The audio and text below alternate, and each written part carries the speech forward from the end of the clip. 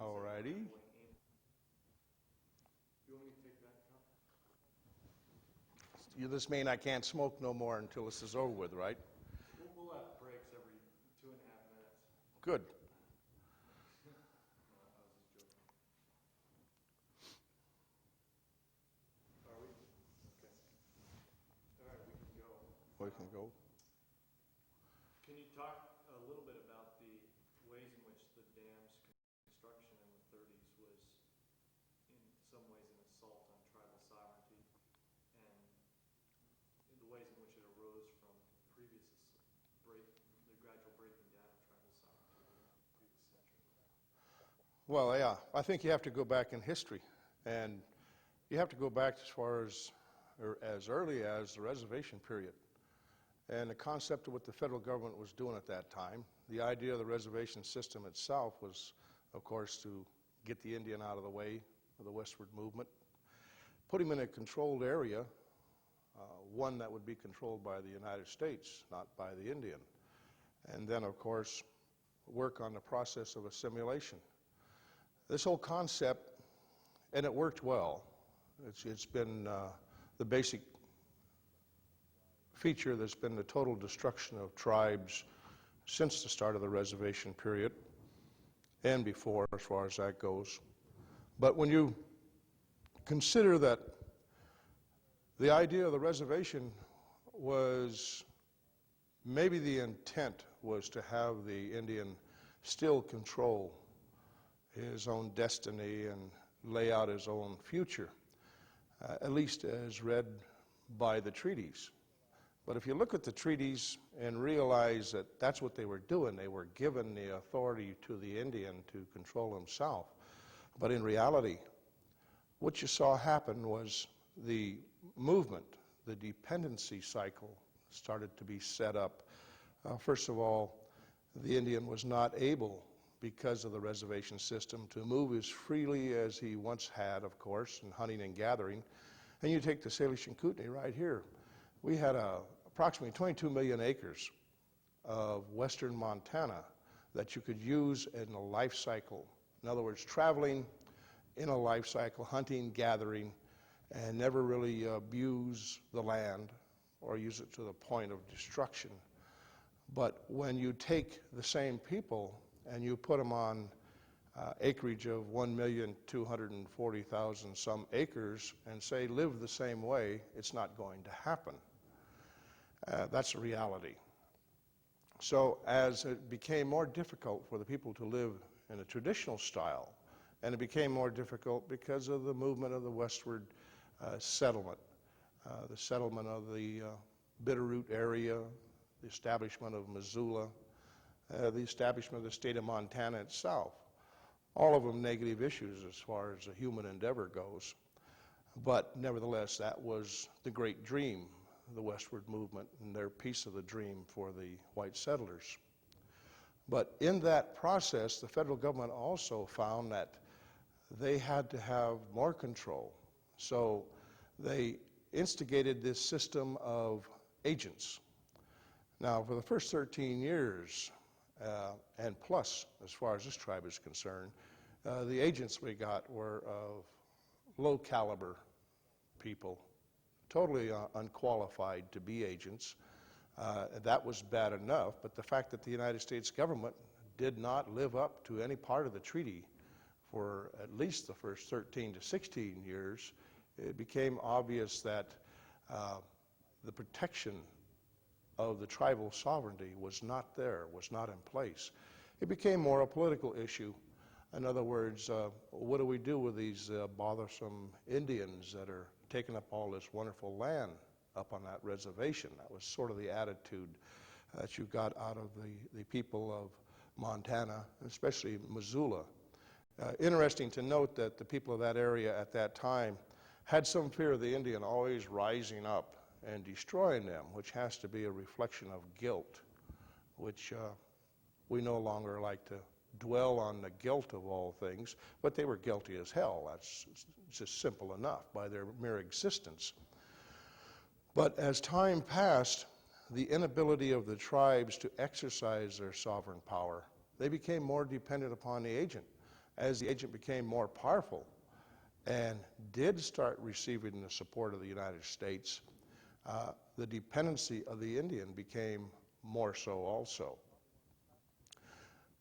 Probably one of the classic cases, of course, was Peter Ronan, which, you know, they name a town after, and many of the old Indians will say he is one of the best agents we ever had. And he probably was. But he was also the best agent the United States ever had, because he accomplished exactly what he was here for, which was to assimilate, destroy the culture, destroy the spirituality, destroy the makeup of tribalism. And through the help with the Jesuits, they managed to totally dominate the people. Now, you must understand that this was a self-inflicted wound. No one has to be dominated to do anything unless they choose to do it themselves, or through desperate straits simply accept what is available. The idea of making an Indian a farmer somehow rings the same kind of a bell abortion rings to me. Indians make lousy farmers. They seem to do well, but when they had the concept of when they were developing the allotment policy, the white Anglo-Saxon Protestant concept of the Protestant work ethic, the idea was that if you gave Indians a particular amount of land, they would have to cultivate it. They couldn't possibly sit there and watch nothing happen to it. And once they started to cultivate it, of course, then they would have a insight, more of an understanding of the work ethic. And once they got started on that, they would then want to have the machinery that goes with it. And it's an on and on type system, whereas you fall in love with your farm machinery, so therefore you work harder so you can get your land to be productive, so you buy more machinery and it never stops, which is probably why 90% of every home in the United States has all this trash in it. We want to collect constantly the goodies of life. And they felt this would work in the Indian. Well, it did. The problem was that had the Indian been left alone, had the reservation been left alone, and at the turn of the century, it was noted that the Indian was being productive. No great shakes as far as a corporate production, but individually they were getting along fine and still mixing their two cultures. This is even after the assault of Peter Ronan. And of course, Peter Ronan was classic. He implemented in 1885 a little gem called the Indian Rules of Offenses. And basically what it was just meant to destroy the culture and make the Indian subservient to the United States. And the worst part was they used Indian police and Indian judges to punish Indians for being Indians based on that law. That's self-inflicted wound. But that did work. So the Indian at the turn of the century, more than being a distinct sovereign nation, was more or less a bothersome element that got in the way of progress, as progress was seen by the United States or the settlers or politicians of Montana. Looking forward to the opening of the reservation, that also was not illegal, because Congress does nothing illegal, but however, it was an unwise and unlearned decision by Congress because of such people as Joe Dixon, who used treaties in comparison. He used the Omaha Treaty in one of its paragraphs about the allotting of land and then the opening of the excess land. It's an extensive paragraph, goes on and on and on. And he used that as a justification, saying that they meant to say the same thing in the Flathead Treaty. And then, of course, using that, he managed to get the opening of the reservation accomplished. Even the most idiotic lawmaker, if he had an ounce of conscience, would never have let that happen. But they did let it happen. And when they opened the reservation and allowed the settlement of the non-Indian on the reservation, it was for that prime concern again, land. Once land started to be obtained, and using the allotment system, the opening of the reservation, that whole system, once it was in motion, those people in the area that wanted more land, more Indian land, they took the opportunity at that point in time. What was happening, though, was that the Indian as a sovereign nation just simply didn't exist. He was within his own ranks. He was split. We had a business committee. The business committee was, I think, 1909 they were organized, and they were considered the government by the agent. The old traditional council still existed, consisting mostly of the full-bloods, but was being totally ignored. And that's sort of the way from the period of time 1900 until 1932, 33, that's pretty much the way things went on this reservation. Now, that's getting right up to the point in time about the construction of the dam. Now, if you consider this, the fact that the Indian was just in the way, and they ignored the existence of the tribes. Montana Power Company, the politicians involved, there was a money-making deal. I'm surprised that with all the manipulation, they didn't manage to get the land also.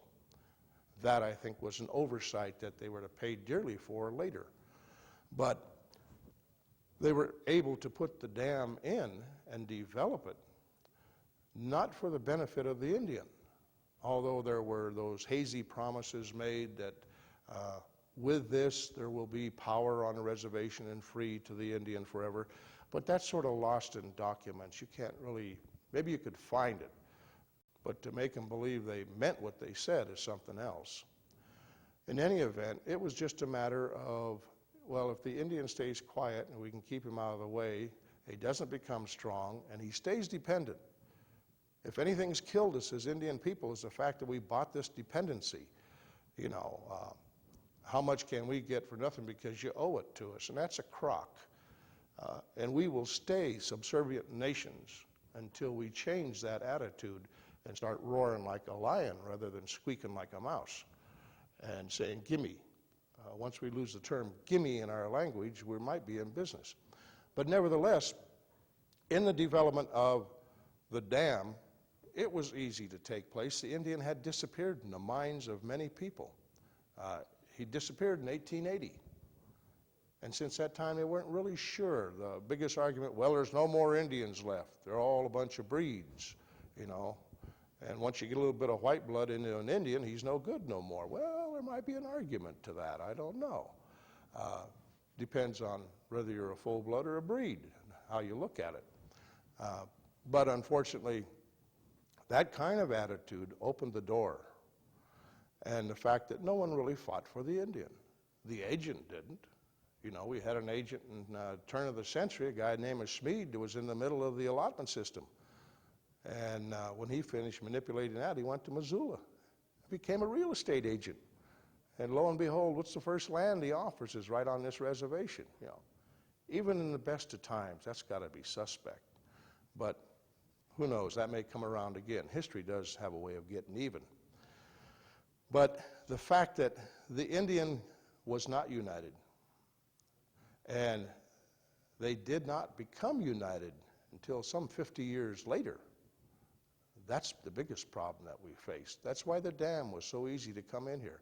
And of course, you know, I'm glad to see that we're not into this anymore. At that time, every time some big wheel showed up, they give him a headdress and made him an honorary Indian and give him a fancy Indian name like, you know, Old Joe Take 'em everything or something like that. Some fancy name appropriate for the system. And that simply continued and allowed the dam to exist. The opening of the reservation was a farce. The Indian was not going to gain. He lost land by it. But once the non-Indian was in place, you take the irrigation system, everything that was supposed to be developed to make the Indian a farmer and make him independent was slowly taken over by the non-Indian, simply because the Indian was not prepared to take charge of anything at that time. His whole conditioning can show you that through history. Not that they weren't good men. They were fine men. But they were babes when it came to politics and it came to the policies of the United States. And the other thing is, I don't care who you are, how strong you are. If you do not have a voice in the government that can be heard, you're out of it. You're finished. You know, history can repeat that for me too. Any case you want to take, when you don't have a voice in the government, you're finished. So at a point in time, when the dam was constructed, it looked like a great deal, but it was no great shakes for the Indian. Sure, there was income, and that was another indication. We got some money for nothing. And that attitude, unfortunately, has prevailed not only on this reservation, but every reservation for way too long. So that's where we're at in history. So could you summarize what you see that Kerr Dam amounted to for Indian people when it was constructed? At that point in time, all it amounted to, as I see it, was a very large monument to the domination of tribal sovereignty, because no one made any moves with it. We allowed the Bureau to dictate our existence after 1934. And what I see now, I see the dam and the power of the dam, and the power being the money, being a way to break away from dependency, being able to roar like the lion, to use money. That's the name of the game in this day and age, but to use that money to protect our values and our ways, our beliefs. I see it as a positive thing. I don't think the non-Indian society, Montana Power, or the people involved even in this valley see it as that. They don't want us to be strong. They prefer to the dependency.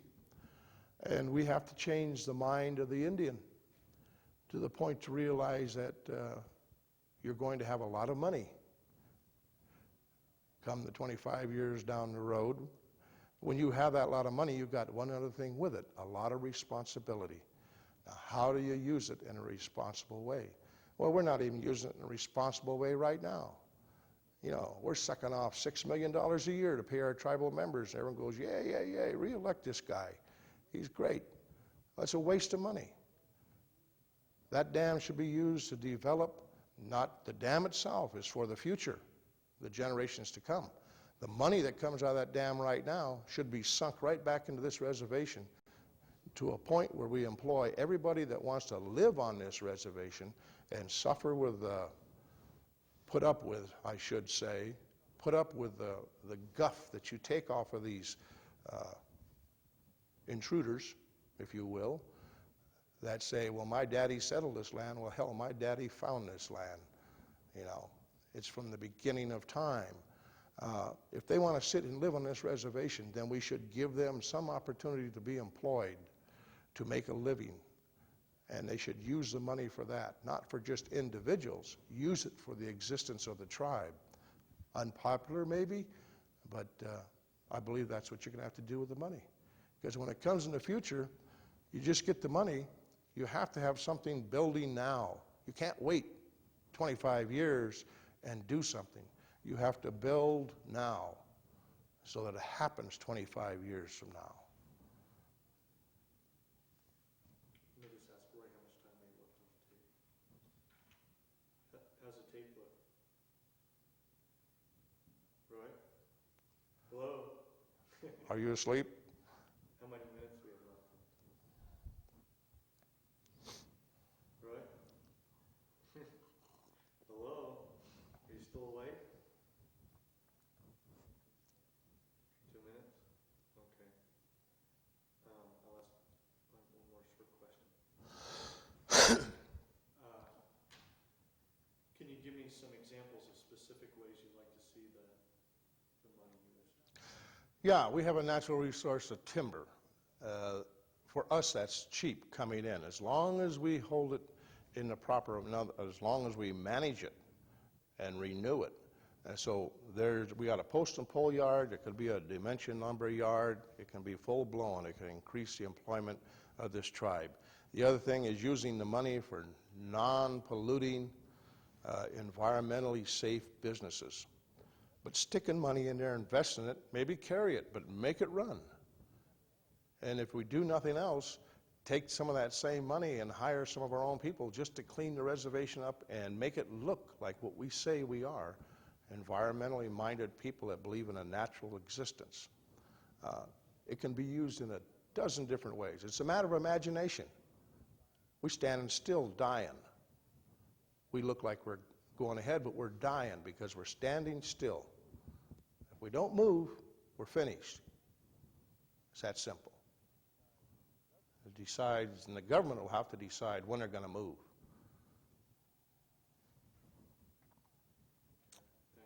Thanks. Brian, on the next tape, I'll ask you about the 84 negotiations. I won't say a word. Can I have a cigarette? Yes.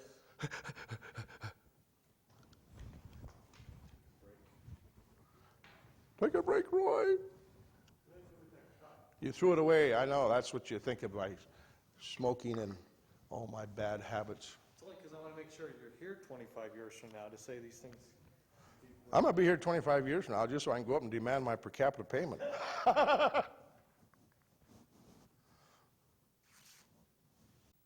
feel like I'm on NBC. Okay, maybe you could go back over the allotment process again and just talk about how the opening of the reservation took place. Yeah, the concept of allotment, like I said, when they developed, they had a concept that this would change the Indian. This would be that continuum of assimilation. So when Henry Dawes finally got it pushed through in 1887, there were a number of elements of the law.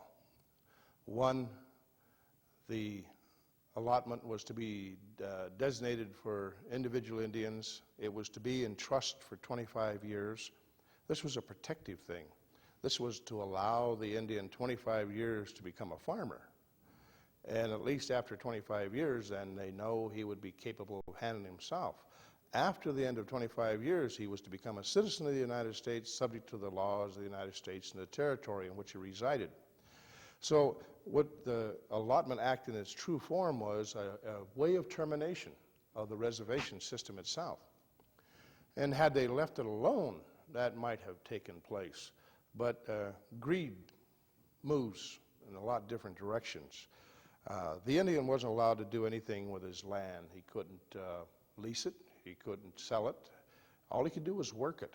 So they had a series of lease acts that came into being that allowed different Indians to lease their land. And of course the Indian's supposed to have been as determined incapable of taking care of their own land, maybe too old or maybe invalid or one way or another. Then he could lease his land, he or she could. But that didn't work well, because what was happening was the Indian was leasing his land, not doing anything at all, just bringing the money in and sort of riding a rather poor horse, because land didn't lease for an awful lot then. So it seemed to be the protective 25-year clause that seemed to trigger most people, non-Indians especially, because this just simply locked the land up for that period of time. Then it was 1906, there was a Burke Act was instigated. And now the Burke Act, what it amounted to was it did away with that 25-year trust protection clause. And it allowed the Secretary of Interior and then later the agents themselves, with his authority, to determine when Indians were competent. Now, when they could declare an Indian competent, the agent, the special agent involved at that time, declared him competent. His land would go into fee from trust.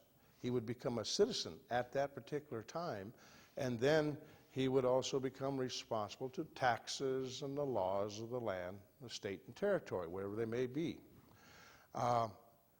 This was misused, and that became very obvious, because many times Indians that were quote-unquote competent didn't even speak English. They had no farming experiences, and yet they had land that was pretty choice. Now, when you look at that combination, you know, it's sort of like putting the coyote in with the chicken, and that's how the agent could find quite a bit of profit out of this. Maybe Mr. Smead found the profit of land this way, who knows. We do know, though, that a lot of Indian land was lost through settlement on piddly bills with the Demirs and the other mercantile stores on this reservation, just about any place.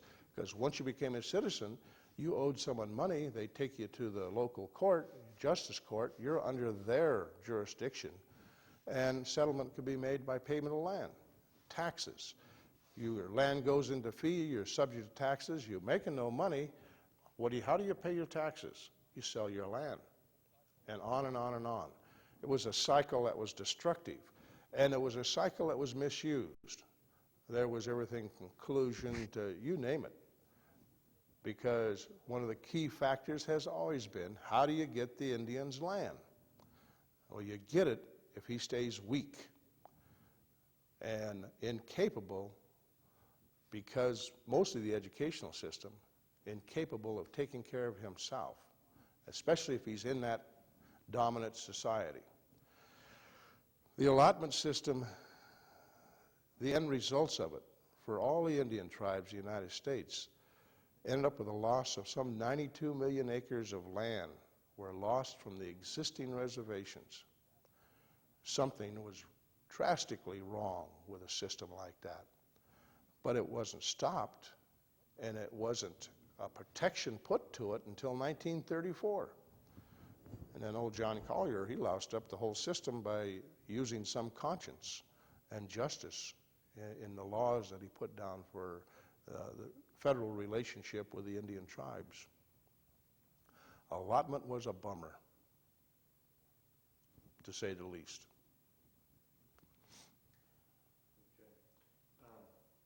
Maybe you could talk, I guess we could move on at this point to the 84 negotiations, and you could talk about what your role in the tribe was at that time, the extent of involvement you had with them, what you think was going on. Well, at that time, the 84 negotiations was actually, the negotiations ended up being a compromise. We wanted the license. We wanted the license outright. But because it became obvious through the courts that that wasn't going to happen, then we were sort of pushed into negotiations. I thought that it was rather interesting that history accumulated itself all in one point in time, because as we went around and talked to people why we should have the license, why the tribe should have the license, we saw a new fear arising. And the fear was plain and simple. If the Indian gets the license, he's going to be powerful. He's going to have all that money. He's not going to be dependent anymore. He's going to be dangerous. You know, and they'd always scream for a long time, why don't the Indian get off his knees? Why don't he get up and act like a human being? Why don't he get up and be somebody? And so we started roaring like a lion, got off our knees, started raising hell with everybody, and they all said, what are you guys doing anyway? You know? We're doing exactly what they wanted us to do for all those years, but they really didn't want us to do it. And in some of the groups, and I spoke to a number of groups in behalf of the effort of us getting the license. And there was a constant fear on their part. We would have power. And I don't mean power from that dam, I mean power from the money. And therefore, they didn't like that. They run, you know, we're back to the conscience again. And it's like I told one group in Kalispell, I spent 25 years in the military, and they trust me with their sons and the lives of their sons, but they wouldn't trust me with $1. And that's got something to do with the sickness of the white man. It's inbred in him, unfortunately. But when we went into the negotiations, the whole council was pretty well unified. We were forced into them. Then it was a matter of getting the best deal that we could. Well, there were a number of councilmen that were very strong. They wanted as much money as they can get, and that was about it. There were more, fortunately, that we were looking to the future. Sure, we wanted what we could get now, because we sure weren't being paid what that dam was worth. But we also wanted something for the future. So this negotiation of 30 years down the road, becoming a licensee, and getting a fair increase in the income annually. All of this was negotiated and fought over and argued with, And at one point in time, I remember the Bureau said that the dam by itself, rental basis, based on what they figured was something like $28 million. Well, Montana Power would have a small heart attack with some thought like that. And of course, they gave us a counter, something like $3 million. You know, it was a typical negotiations. What we did find was that the involvement of the Bureau, on one hand, there were some that were very dedicated and really wanted us to see some gain, see the tribes gain more than just money. And on the other hand, you could see that old paternalistic system of, well, don't let the Indian get too carried away, let's keep him controlled. And I would say that at this time, some of the councilmen attacked them strongly. And that was good, because basically what we were telling the Bureau was, you know, get off our back, get out of our face. We make the decisions, not you. We finally negotiated to a point for the $9 million with the raise, annual raises in the index, as well as a 30-year assumed license. And that 30 years was like a step towards taking care of the generations to come. And we were criticized for that too, because we have too many Indian people now that they want what you can put in their hand right now, cold cash. They wouldn't know what tribalism is if it bit them in the ankle. And until they learn, that's what's going to destroy us. And the idea is that our ancestors made some smart moves for considering the situation they were in. And so we have a reservation, a home now. And we have to make some smart moves so the people in the future have a home. The negotiations of '84, I think we all felt good about them. A lot of people screamed at us. We had the old buyouts. We always have the guys that want to sell out the tribe, you know, and we tolerate them. We should put a clause in our Constitution to run them off whenever they do that. But we don't. So the '84 negotiations really allowed us to buy a piece of the future. And it also allowed us to get a decent income now, but one that we should be doing more with than just paying to the members now. And that may come around, that may come to be. Do you think that the money from the dam could be a tool eventually to make more feasible a true mixing of different ways of life? Sure. You know, we can't ignore who we are and the values of our ancestors, because they lasted for 10,000 years plus, since the beginning of time, if you want to talk to some people. But those values, that civilization, and it was a civilization, lasted for thousands upon thousands upon thousands years. The values we have right now, if we last another 200, we'll be doing good. And I mean everybody, dominant, white, the Indian, doesn't matter. If they don't change their values, we're cooked. That's it.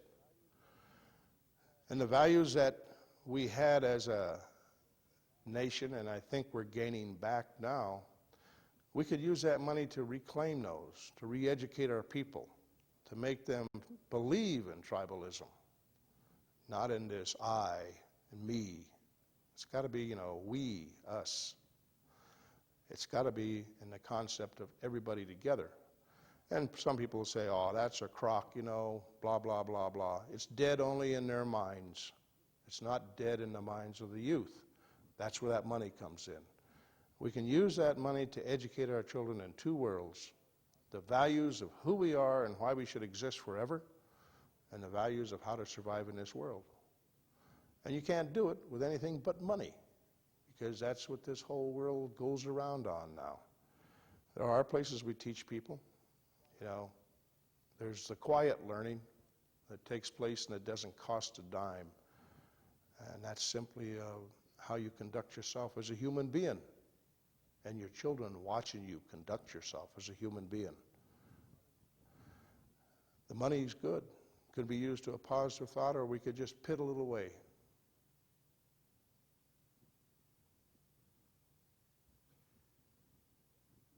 With as much money as may come in with direct control over the dam, some people saying in excess of $50 million a year, is there a danger that that could drastically accelerate the loss of culture if it's used the wrong way? It will if the government's weak, and if the people are weak.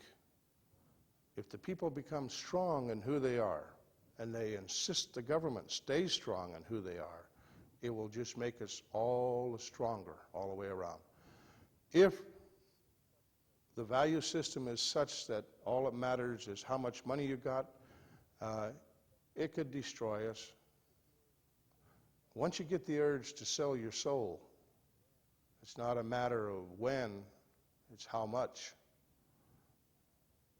And there'll be quite a bit. And if people have no value of who they are, they'll sell. I don't care what people say. To me, it's genocide. We don't hold our values. And we can do it with that money. But just giving it to someone to run down and get the blue light special down at whatever that joint is in Missoula, that's no value to follow.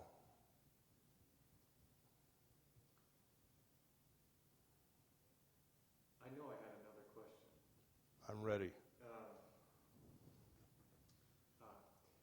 One thing to finish up on it, if you could envision what you would like this reservation to look like 100 years from now, and what you would like the tribes to look like 100 years from now, could you talk a little bit about that?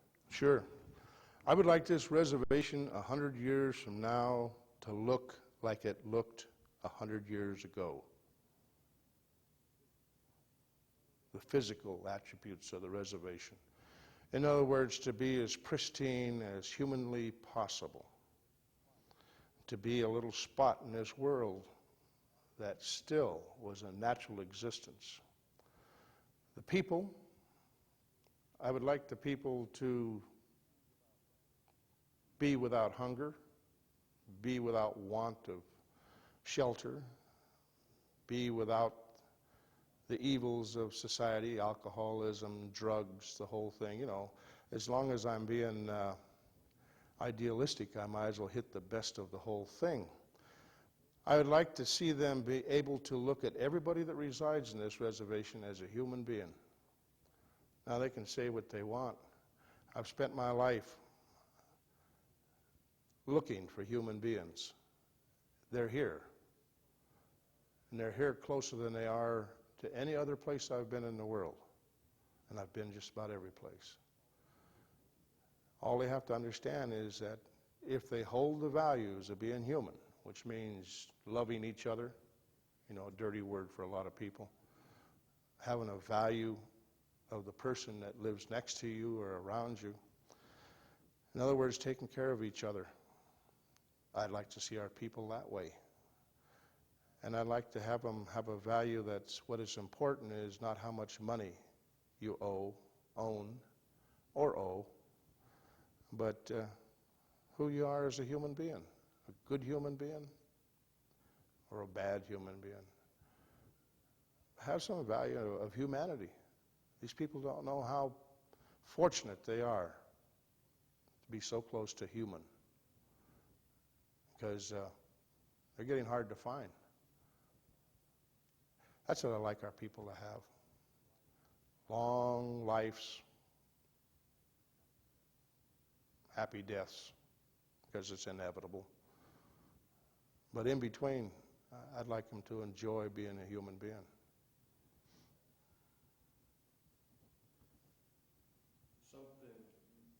One other thing just occurred to me while you're saying that. What's that? Okay, 3 minutes left. We both lost somebody we love a lot this last spring. And I'm wondering if you could talk at all about who she was, who Agnes Vanderburg was. Something that can guide us. I have a hard time talking about Agnes because to me she's very much alive. But she was a teacher, and she was a total human being. And the only benefit there is to being a teacher that I can think of right now is that you leave, for every student you ever touch, you leave a little bit of yourself in the future. You never really die. You leave some value with somebody or some bit of knowledge with somebody, and so therefore you live, and possibly for eternity, because they'll pass that knowledge to somebody else. Agnes was special. She was the closest thing to a human being that I've ever met. And there are others just like her. They just haven't been told that they can be like her.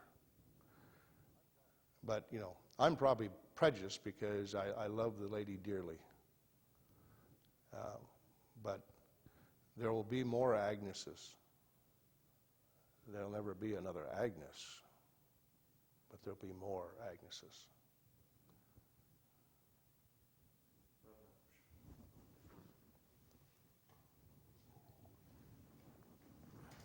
Oop. Let's be sure I disconnect this before I... Okay. All right. Maybe you can say something about using the money for education. Well, I think one of the major uses of that money should be for education. We have to be able to teach our children to live in two worlds. That's a fine balance, but they've got to know who they are and where they came from. That's the security of the people. But they also have to know how to live in this new world and use the technology of the new world. That money can be used there. Great. Okay, and how would you like to see this reservation 100 years from now? Well, 100 years from now, I'd like this reservation to look like it did 100 years ago. I'd like it to be one place in this world that is still as pristine as possible. And it's all together. It's the people and the state of mind of the people that we have to preserve. We have to preserve our natural existence. So 100 years from now, I would hope that's what we have. Okay. Thank you. All right, I think we pretty well got it. And then I got this comment about my election coming up.